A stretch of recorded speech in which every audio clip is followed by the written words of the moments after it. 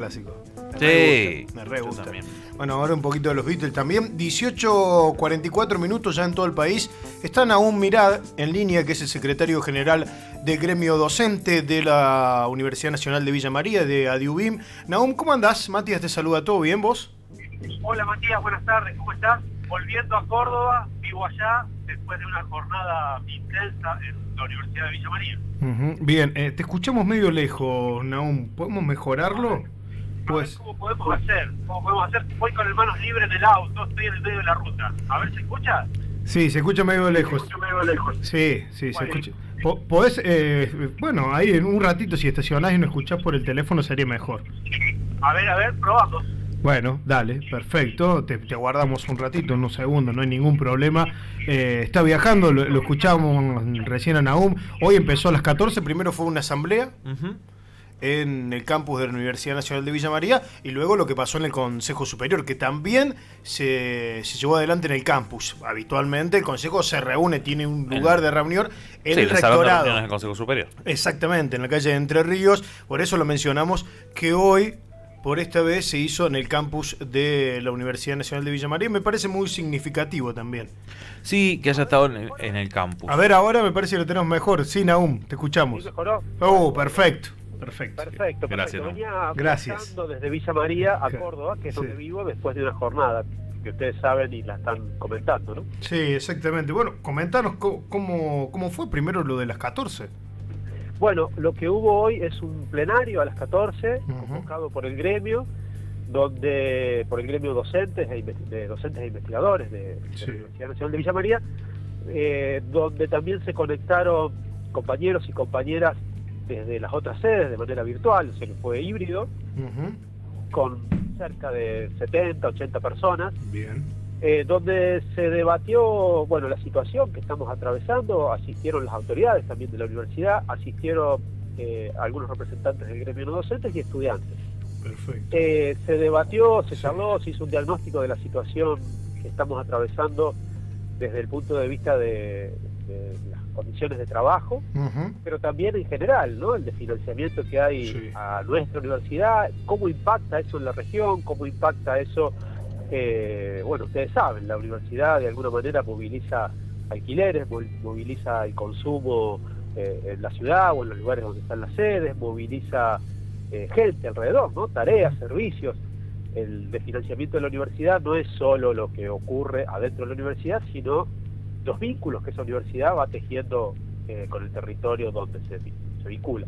Sí, por supuesto, y además teniendo en cuenta que estas charlas también sirven para contener, para escucharse en tiempos realmente muy difíciles, más allá que la negociación paritaria, que no existe, se dé en Buenos Aires, ¿no? También hay que bajar a los territorios, en este caso a las universidades. Sí, claro, en el caso tanto de docentes como no docentes, la discusión salarial se da a través de las federaciones con la Secretaría de Educación a nivel nacional, que es la que define. Pero hay que tener en cuenta que hace 6 meses que no hay una mesa paritaria, que lo que hay es una decisión unilateral del gobierno nacional de fijar aumentos de sueldo. Aumentos de sueldo que están retrasados con respecto a la inflación. El trabajo docente, la tarea docente y no docente también, llevamos perdido cerca del 50% del poder adquisitivo en los últimos 6 meses, desde diciembre a esta parte. Y es, bueno, cuando uno se pone, lo analiza, con respecto a otro tipo de actividades que dependen no solo del Estado, sino del sector privado también, los salarios docentes y no docentes son los que más han perdido, los que más hemos perdido.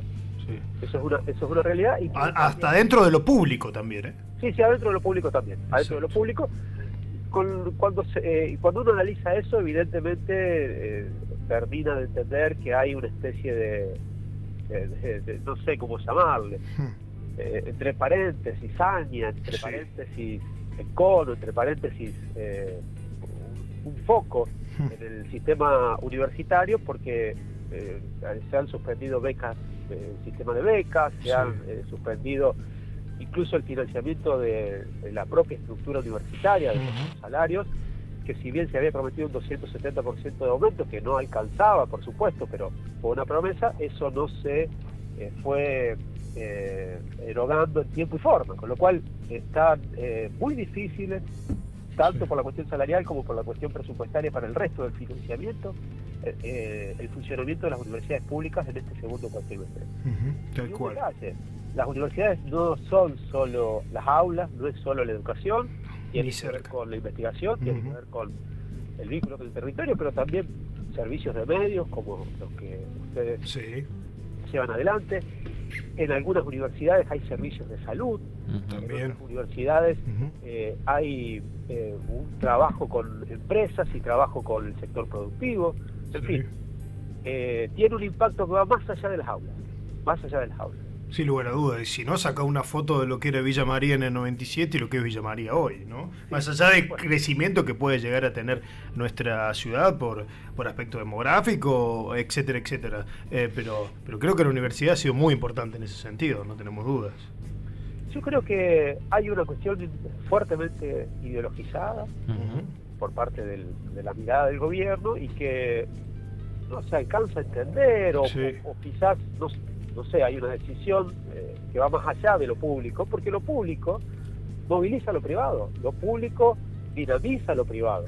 El Estado cumple una función no empresarial cuando desarrolla sus estructuras, sino una función de dinamizar lo empresarial. No está reñido lo estatal de lo empresarial, al contrario, o de lo privado. Es un soporte, es un dinamizador. Sí, por supuesto. ¿Y después qué pasó a las 16 en el Consejo Superior? Bueno, un detallecito, se definió en este plenario paro, o sea, la semana que viene, el lunes hay paro, el lunes 12, y la otra semana, el 20 y el 21 hay paro. Bien. Y además va a haber algunas jornadas de visibilización. Sí, el paro que va a ser lunes, martes y miércoles, ¿no? O lunes, más. La semana que viene el lunes y la otra semana es martes y miércoles. Bien, perfecto, o sea, para pasarlo en limpio. La semana que viene el lunes y la otra semana martes y miércoles. Bien. Y después nosotros vamos a llamar a un nuevo plenario y vamos a definir cómo sigue eso. Ese paro también hay que entender que se da en el resto de las universidades públicas.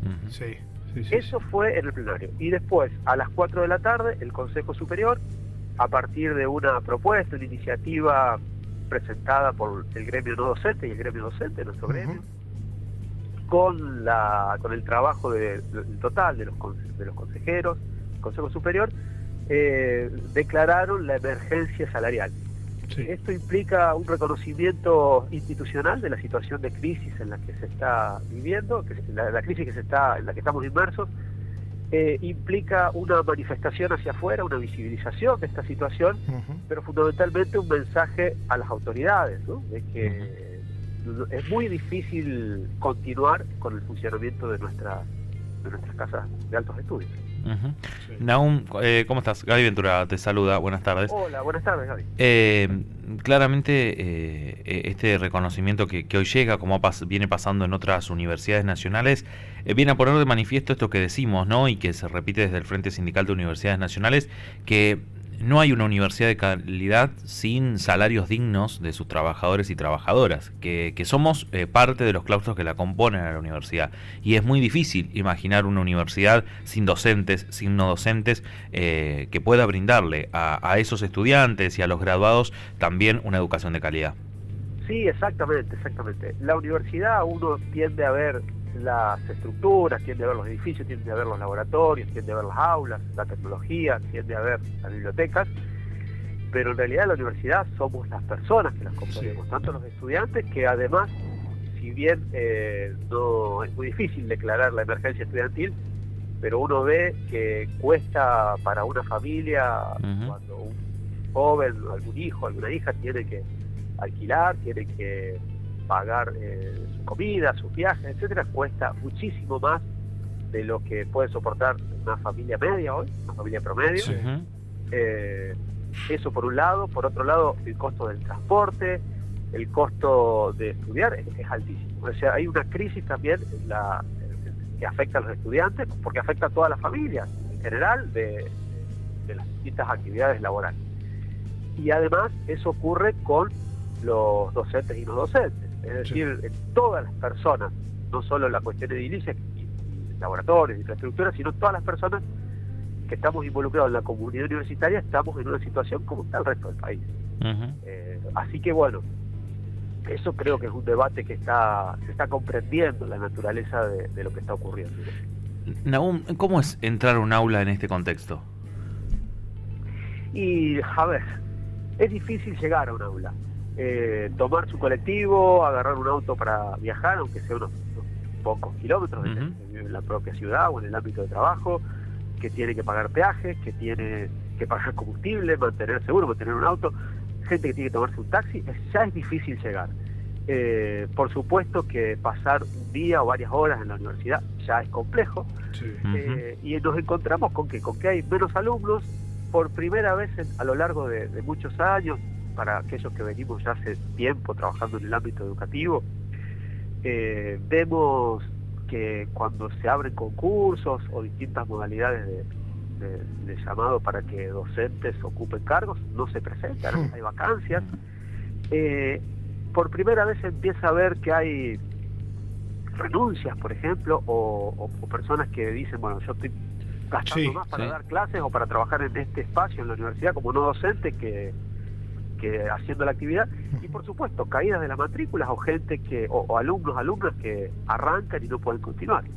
Eso es un aula hoy, es una situación donde, bueno, se vive la crisis, se evidencia la crisis. Nahum, estas situaciones de evidencia de crisis, como bien las describís, ya se están dando, digo, ya hay compañeros docentes de nuestra universidad que arrancaron el año, que intentaron, pero que hoy están dando un paso al costado. Por supuesto, y no docentes también. Sí. Entonces, eso se empieza a evidenciar y es muy doloroso, ¿no? Sí. Porque además de lo que implica el trabajo, lo que implica una familia, lo que implica tomar la decisión de decir, bueno, no sigo en este ámbito, también son líneas de investigación que se pierden, avances, o qué sé yo, la actividad docente, pedagógica, no son 2 horas, 3 horas en el aula. Implica preparar materiales, investigar, formarse, años de formación, y todo eso se pierde y es irrecuperable, después no se resuelve sumando una persona por la que se fue. Sí, además estamos hablando de otra persona que se fue muchas veces, dejó la educación y fue a otro rubro, y está perdiendo en algo muy importante, o directamente se van afuera del país, que también ya ha pasado en otros años, porque hay universidades privadas fuera del país que a lo mejor te ofrecen mayor dinero, y ¿qué te vas a poner en contra de esas personas que se van? Bueno, sobre todo con los perfiles de investigación más específico, eso es algo que está ocurriendo. ¿Sí? Es algo que está ocurriendo. Parecido a lo que pasó en otras épocas del país, en algunos casos con distintos niveles de violencia física, donde se perdieron líneas completas de investigación, líneas completas, se perdió,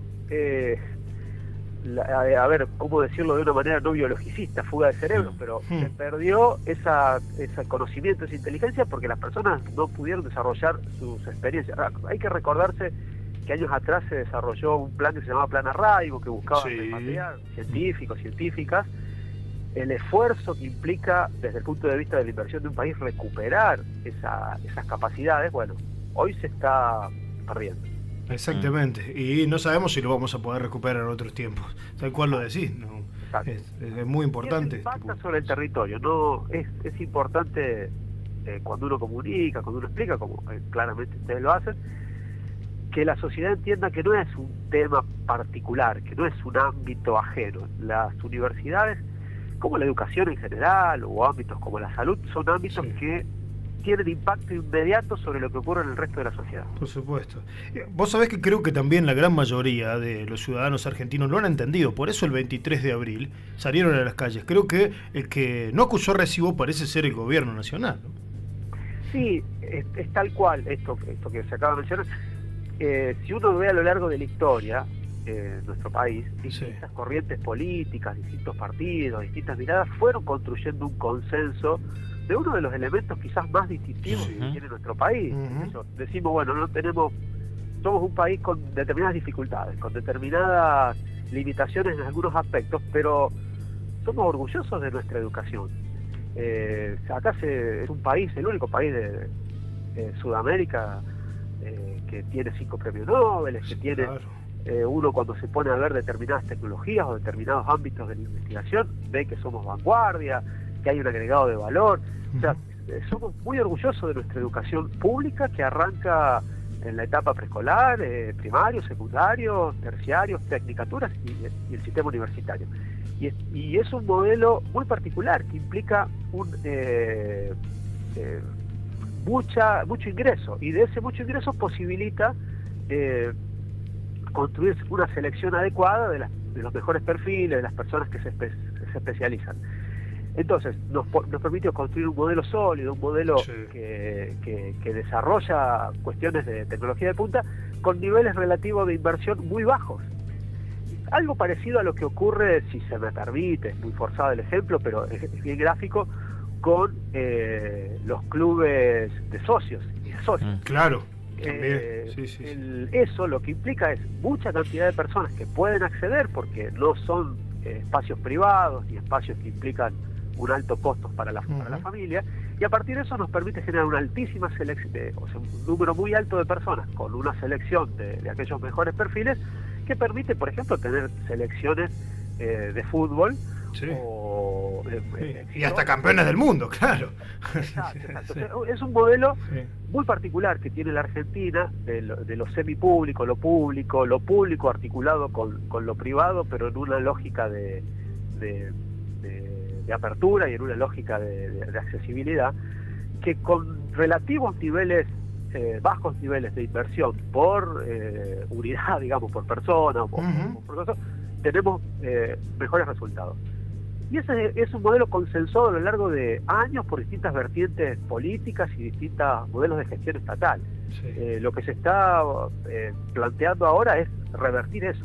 Bien, perfecto, clarísimo. Nahum, te agradecemos como siempre de charlar con Volver a Casa y con la radio de la UNI. Te mandamos un abrazo. Lo confirmado entonces para la próxima semana, el lunes el paro 2, el día 12, 13-14 jornada de visibilización, y esto va a continuar, ¿no? Y lo vamos a seguir charlando como lo venimos haciendo desde comienzo de año. Gracias, Nahum. Abrazo grande. Gracias. Esperemos que se revierta. Sí, ojalá. Ojalá que tengamos que llamarte por eso. Sí, alguna vez para festejar este año, una. Gracias, Nahum. Hasta luego. Chau. Bueno, ahí estaba la palabra del secretario general de Gremio Docente, que tan gentilmente paró, se detuvo unos minutos para charlar con Volver a Casa. Así que el agradecimiento para Nahum Mirán y para todo el gremio docente de la Universidad Nacional de Villa María, ADUBIM.